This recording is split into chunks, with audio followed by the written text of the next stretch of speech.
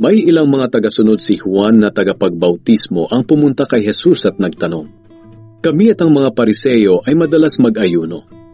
Bakit hindi nag-aayuno ang mga tagasunod ninyo?"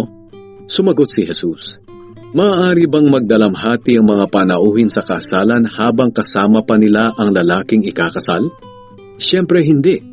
Ngunit darating ang araw na kukunin sa kanila ang lalaking ikakasal at saka sila mag-aayuno." Sinabi pa ni Jesus, "Walang nagtatagpi ng bagong tela sa lumang damit. Dahil kapag nilabhan, uurong ang bagong tela at lalo pang lalaki ang punit. Wala ring naglalagay ng bagong alak sa lumang sisidlang balat, dahil puputok ang sisidlan at matatapon ang alak, at ang sisidlan ay hindi na mapapakinabangan pa. Sa halip, inilalagay ang bagong alak sa bagong sisidlang balat, at pareho silang magtatagal.